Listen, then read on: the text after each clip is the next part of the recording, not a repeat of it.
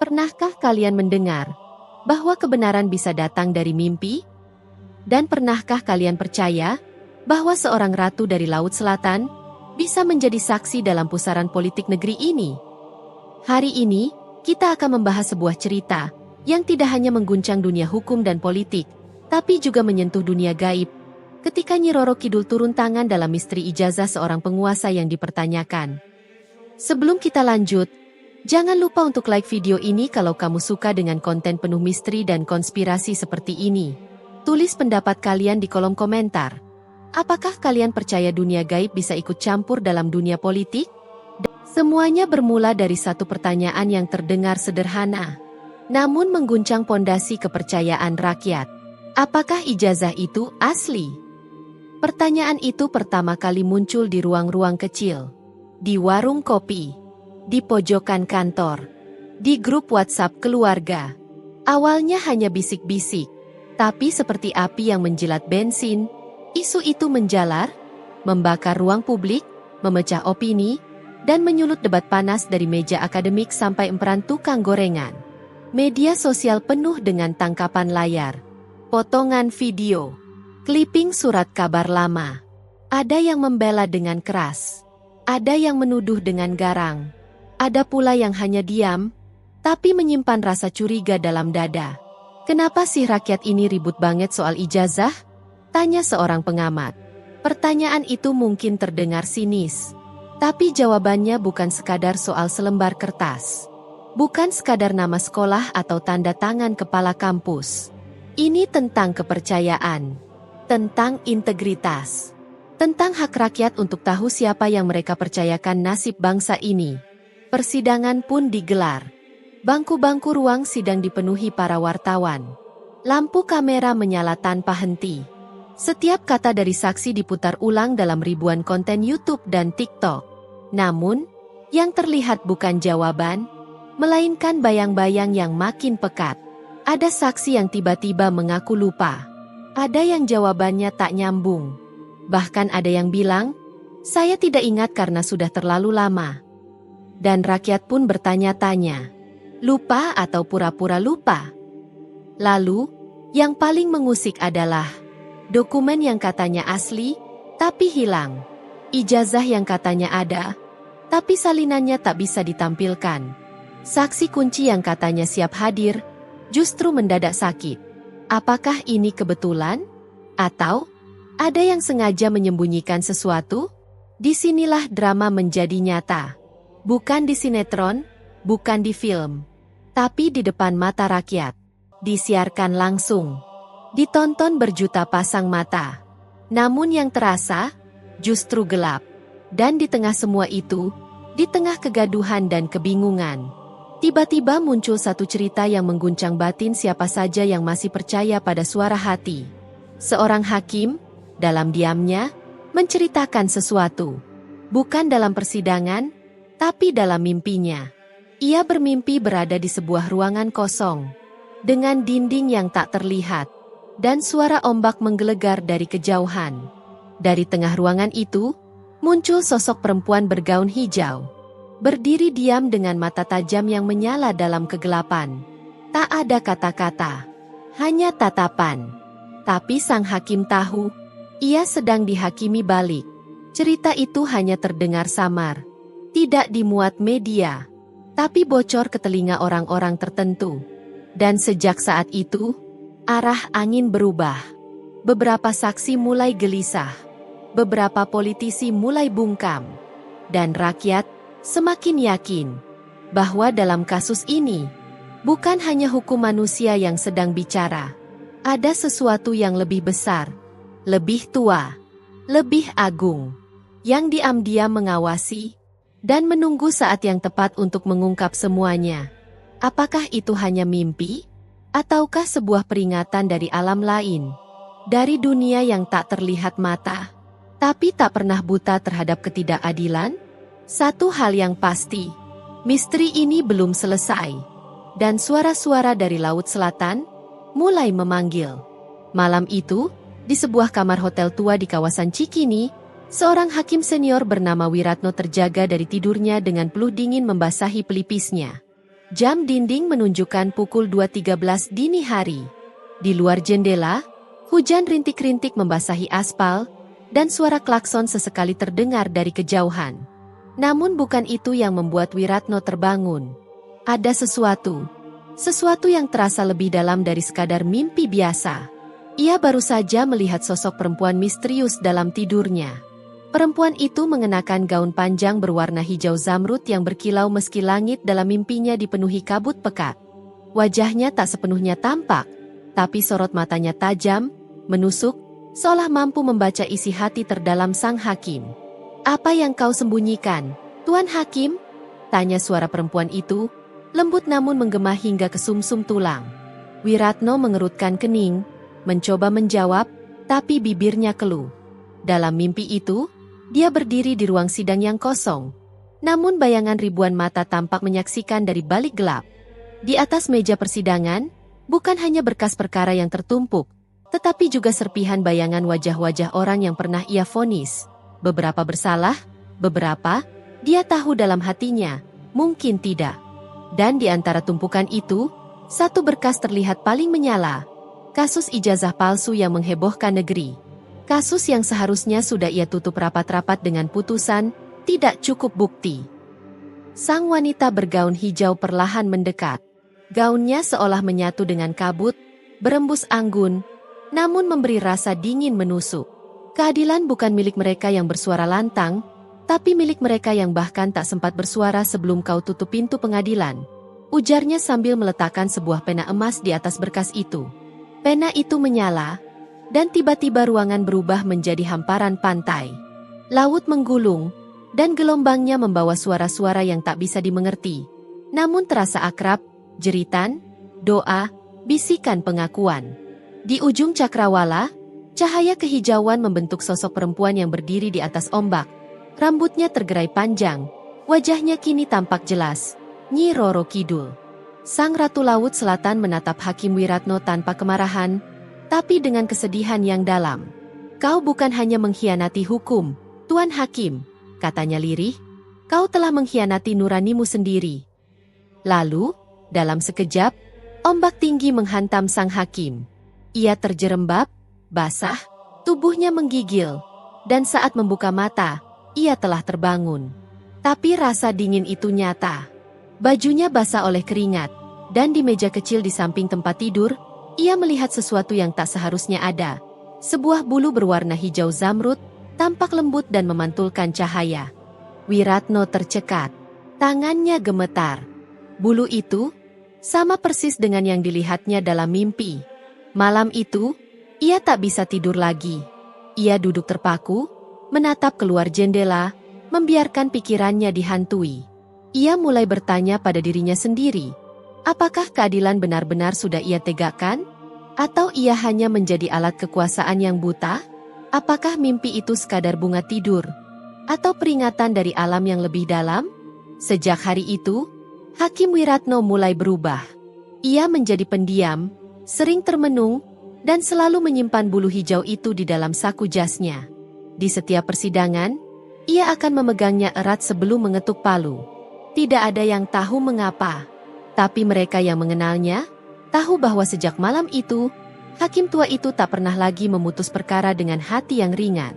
Suatu malam, suasana di kantor Kementerian Pendidikan yang biasanya sepi setelah jam kerja, mendadak berubah mencekam. Ruangan arsip yang terletak di lantai dasar, sebuah ruangan yang jarang dikunjungi dan dikenal karena hawa lembab serta bau kertas tua, menjadi saksi dari kejadian ganjil yang tak bisa dijelaskan dengan logika. Petugas keamanan malam itu, Pak Sumarno, adalah pria tua yang sudah puluhan tahun bekerja di sana. Sosok sederhana, pekerja keras, dan dikenal sebagai orang yang tidak mudah takut.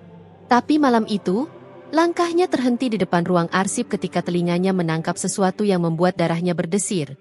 Sebuah suara lirih dari balik lantai semen. Bukan suara tikus. Bukan suara air menetes. Tapi seperti seseorang berbisik pelan, meminta tolong. Ia mendekat, menempelkan telinganya ke lantai. Dan suara itu semakin jelas. Bukan miliknya, bukan miliknya.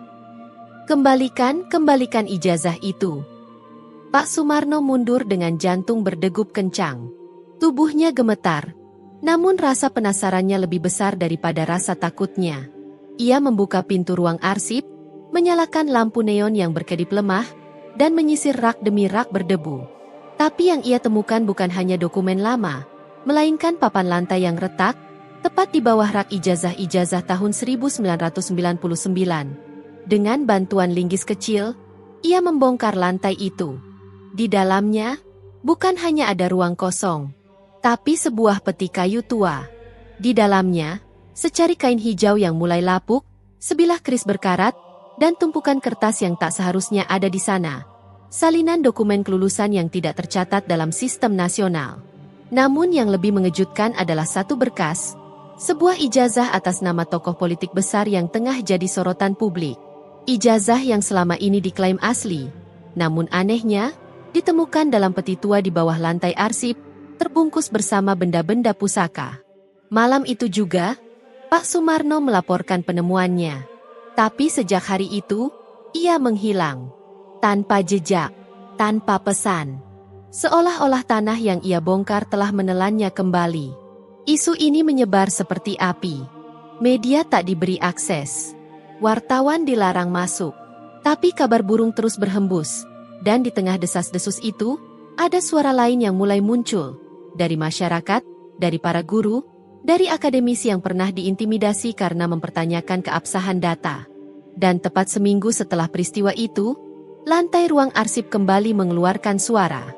Namun kini, tidak hanya berupa bisikan, suara tangisan, jeritan, dan satu kalimat yang membuat bulu kuduk siapapun yang mendengarnya berdiri. Kalian telah menyembunyikan kebenaran terlalu lama. Laut Selatan telah melihat semuanya. Kementerian segera menutup akses ke lantai dasar. Ruang arsip dikunci permanen. Tapi justru sejak saat itu, kejadian ganjil tak bisa dihentikan. Beberapa pegawai mengalami mimpi buruk serupa. Berada dalam lorong sempit bawah tanah, dikelilingi ijazah berserakan, dan diseret oleh tangan-tangan tak kasat mata yang berlumuran lumpur. Dalam salah satu mimpi, seorang staf mengaku melihat sosok wanita bergaun hijau berdiri di ujung lorong, memegang sebuah map bersinar yang bertuliskan nama tokoh politik tersebut. Matanya tajam, wajahnya tenang namun menyimpan amarah yang dalam. Kebenaran tidak bisa dikubur, meski kalian menguburnya di bawah tanah sekalipun. Itulah pesan yang terus terngiang. Narasi ini menjadi api yang memantik keberanian beberapa tokoh masyarakat untuk angkat suara. Para mantan dosen, pejabat lama, bahkan orang dalam kementerian mulai membocorkan hal-hal yang selama ini dikubur dalam diam. Mereka menyebut kejadian di arsip itu bukan kebetulan, tapi peringatan bahwa apa yang disembunyikan dari bumi akan diungkap oleh lautan. Dan siapa lagi kalau bukan sang penjaga Laut Selatan, Nyi Roro Kidul, yang disebut-sebut mulai terlibat dalam pengungkapan ini. Ia tidak hanya hadir dalam mimpi para hakim dan penjaga, tapi kini, namanya bergaung dalam suara-suara dari bawah tanah, menuntut satu hal: kejujuran. Langit senja mulai memerah di ufuk barat, angin pantai membawa aroma asin yang khas. Di balik riak ombak yang tak pernah berhenti, ada sebuah pesan yang berbisik lembut namun penuh kekuatan dari pantai selatan. Tempat di mana laut dan langit bertemu, dan rahasia masa lalu terus terjaga dalam keheningan. Sosok utama kita, seorang tokoh bernama Mulyono, berdiri terpaku di bibir pantai Parangtritis. Tangannya menggenggam erat sebongkah ijazah yang selama ini menjadi misteri dalam hidupnya. Ijazah itu bukan sekadar kertas kosong, melainkan sebuah warisan yang menyimpan jejak-jejak masa lalu yang penuh luka dan pengkhianatan. Mulyono telah mencari jawaban selama bertahun-tahun. Namun baru kali ini, di bawah langit senja dan debur ombak pantai selatan, semuanya mulai terasa jelas. Tiba-tiba, angin bertiup lebih kencang, membawa suara-suara samar yang mengalun seperti nyanyian lama. Mulyono menutup matanya dan mendengarkan. Suara itu bukan hanya berasal dari laut, melainkan dari sesuatu yang lebih dalam, dari jiwa-jiwa yang terluka dan berharap untuk disembuhkan. Di sanalah, di tengah deru ombak dan bisikan angin, Mulyono merasakan kehadiran sosok legendaris, Nyi Roro Kidul, Sang Ratu Laut Selatan. Nyi Roro Kidul muncul dengan anggun, berbalut jubah hijau yang berkilau seperti permata. Matanya yang tajam menatap Mulyono dengan campuran kelembutan dan ketegasan. Ia berbicara dengan suara yang tenang namun menggema ke seluruh jiwa. Ijazah itu bukan hanya selembar kertas, Mulyono. Ia adalah saksi bisu dari sebuah kebenaran yang terlupakan. Keluargamu terjebak dalam pusaran intrik dan pengkhianatan yang dalam, dan hanya engkau yang mampu memutus rantai itu. Mulyono terdiam, hatinya bergejolak antara takut dan harapan. Ia tahu bahwa apa yang diucapkan Nyi Roro Kidul bukanlah sekadar dongeng, melainkan panggilan untuk menjalani takdir yang selama ini ia hindari. Dari balik debur ombak, datanglah suara-suara lain, kisah-kisah tentang keadilan yang harus ditegakkan, tentang kebenaran yang harus diungkap agar luka lama bisa sembuh dan generasi selanjutnya dapat hidup tanpa bayang-bayang masa lalu. Nyi Roro Kidul kemudian memberikan sebuah pesan penting, jangan pernah takut pada gelapnya masa lalu, karena di sanalah cahaya kebenaran akan bersinar paling terang. Beranilah membuka tabir rahasia itu, dan biarkan jiwa-jiwa yang tersiksa menemukan kedamaian. Mulyono mengangguk, tekadnya membara. Ia sadar bahwa perjalanan ini bukan hanya tentang dirinya, melainkan tentang sebuah misi suci yang harus dijalani demi keadilan dan pengampunan. Dengan ijazah di tangan, Mulyono memandang ke arah laut yang semakin gelap, namun hatinya kini penuh dengan harapan baru. Di pantai selatan, di bawah langit senja yang perlahan memudar, pesan itu terus bergema, menyentuh setiap jiwa yang mau mendengarkan. Bahwa kebenaran, walau terkubur dalam keheningan, akan selalu menemukan jalannya untuk terungkap. Dan di sanalah, di antara deburan ombak dan angin pantai, keajaiban dimulai. Di balik gelombang laut yang tak pernah lelah menghempas pantai selatan, tersimpan sebuah kebenaran yang tak bisa dihapus oleh waktu maupun kekuasaan. Kebenaran yang selama ini diselimuti oleh kabut misteri dan bisik-bisik takut, kini mulai menguak jati dirinya. Seperti ombak yang terus menerjang karang, begitu pula suara hati yang tak bisa dibungkam oleh siapapun. Setelah segala pengorbanan dan perjuangan melewati badai keraguan, sang tokoh kini berdiri dengan teguh memegang ijazah yang menjadi kunci misteri. Dokumen itu bukan sekadar selembar kertas, melainkan saksi bisu atas perjalanan hidup dan janji yang terpatri di dalamnya. Ia tahu, di balik ijazah itu tersembunyi kisah kelam tentang penindasan dan kebohongan yang selama ini ingin ditutupi. Namun, bukan tanpa risiko mengungkapkan kebenaran ini. Ancaman datang dari berbagai penjuru, bisikan gelap yang mencoba menenggelamkan fakta, tekanan yang mencoba meredam suara hati yang berani bersuara. Tapi ia sadar bahwa membiarkan kebenaran terkubur berarti mengkhianati masa lalu dan merampas masa depan yang layak untuk diperjuangkan. Dalam hening malam yang dingin, terdengar suara ombak seolah berseru, "Jangan takut. Keberanianmu akan membuka jalan bagi mereka yang tak bisa bersuara." Di balik rintik hujan yang mulai turun, ia merasakan kehadiran sosok bergaun hijau, Nyi Roro Kidul, sang penguasa Laut Selatan yang selama ini menjadi saksi bisu segala rahasia dan luka. Nyi Roro Kidul hadir bukan untuk menakut-nakuti, tapi untuk memberi kekuatan dan petunjuk. Kebenaran adalah cahaya yang tidak bisa dipadamkan oleh gelapnya malam. Ucapnya lembut namun penuh wibawa. Jadilah suara bagi yang terdiam, pembawa keadilan bagi yang terzalimi.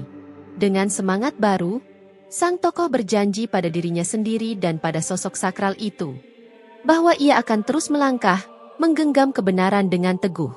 Ia tahu, perjalanan ini tak mudah dan penuh liku, tapi ia tak akan mundur. Karena ia percaya, kebenaran yang disuarakan dengan hati dan keberanian akan menjadi pelita bagi banyak jiwa yang terluka. Kisah ini bukan hanya tentang ijazah yang penuh misteri, tapi tentang perjuangan melawan ketidakadilan yang selama ini membungkam suara-suara kecil. Sebuah pengingat bahwa, meski kebenaran terkadang tersembunyi di balik tirai gelap, pada akhirnya, cahaya itu akan menembus dan mengalahkan segala bayangan. Jadi, ingatlah selalu, kebenaran tak bisa dibungkam, ia akan menemukan jalannya untuk bersinar, sekeras apapun usaha orang-orang yang ingin menyembunyikannya.